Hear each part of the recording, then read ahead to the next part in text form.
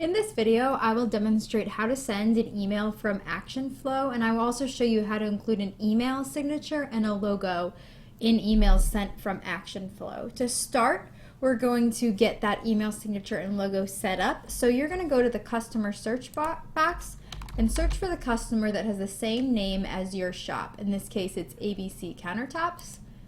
And you'll know it's the right one because the name should be grayed out. So this is a customer that has the same name as your shop. Now I'm going to go to the right hand side and there's a file button, and this is your customer files for the entire shop. You're going to create a new folder that's email signatures and logos by clicking the plus folder button and typing email signatures and logos. This isn't a necessary step, but we recommend it because if not, this folder can get a little bit messy. So this just helps clean up this customer files folder. So if I go into my email signatures and logos, you want your logo.png file to be in this email signatures and logos folder. Now when we set up your account, we usually go ahead and set up that logo.png file. So if you see it sitting in your customer files, you can go ahead and move it into that folder, or if you don't see a logo.png, then talk to your account administrator. To set up your email signature, what you're going to want to do is the goal is to create a .png file of your email signature. So one easy way to do that is to open up your email and then use the snipping tool. The snipping tool is a tool that's usually in Windows, and you could use another screenshot tool that allows you to grab an image and then save this file. And then you want to save it as email signature, it's capital E, capital S, underscore, or dash, and then your username. So in this case, my username is Grace ABC, but you want this to be your username. So it's email signature dash username and then .png, no spaces. So I'm going to save this. Now, you may have some issues with sizing. So once you open up an email later, you may say that email signature is too big, and if that's the case, you may want to you could zoom out and get a smaller image. You can also use something like Paint or another image editing tool to shrink it down. So we have some suggestions for how to do that in the help page, and you can also work it with your account administrator to do that. So now that I have saved my image, I'm going to go to email signatures and logos again, and then I'm going to click the green plus, which is upload a file. I'm going to browse. In this case, I'll go to my file and find email signature.abc, and then you'll click upload.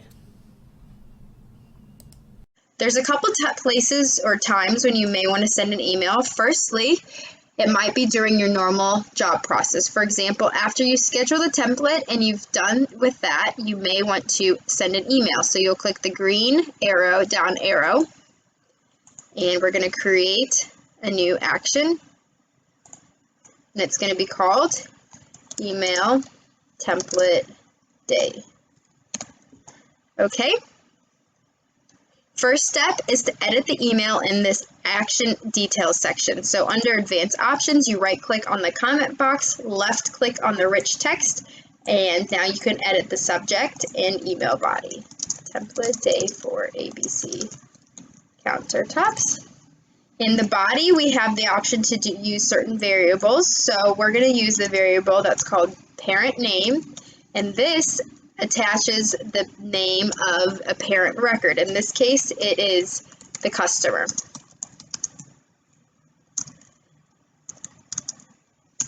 We will now also include the scheduled time variable, and then lastly, we'll include the username of the current user, the user email, and the user email signature. Remember, these variables apply to the current user, so it does not matter who is the current user. It will attach the email signature, username, and user email for that current signature. So I'm going to click OK and be sure to save. The next step is to refresh and find your action. Scroll to the right until you find method and select email parent.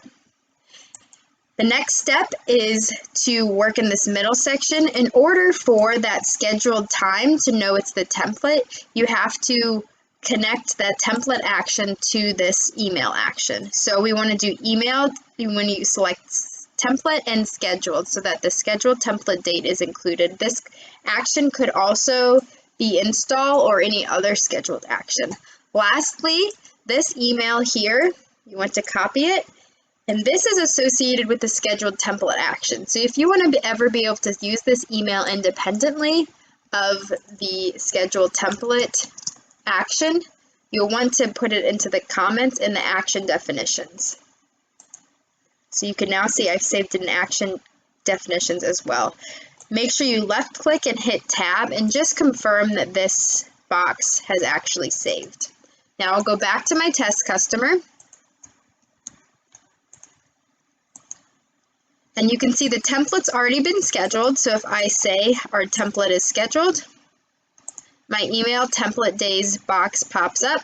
And if I click done, my email is ready to go. So you can see that my email signature has been included with my name and email as well as the name of the customer and the template date. You can see the calendar attachment down here matches the template date. This can be changed manually with this grid box here. If you have an email for your client, it'll automatically pop up in this box. However, an important note is if you want the email to show up in your own inbox, you'll want to send that email to yourself. And then I will click OK and refresh. The other instance where you may want to send an email is a generic email or personal email, maybe as a check-in. So if that's the case, I'm going to include I'm going to make a new action, and we're just going to call this personal email. And I will hit tab and save and refresh and then find my new email.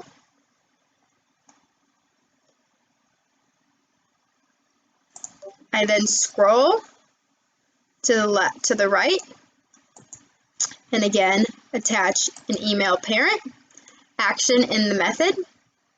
And then scroll to the left and I will right click on the comment box to edit this email. Now because this is a generic email, we're just going to say check in from ABC Countertops.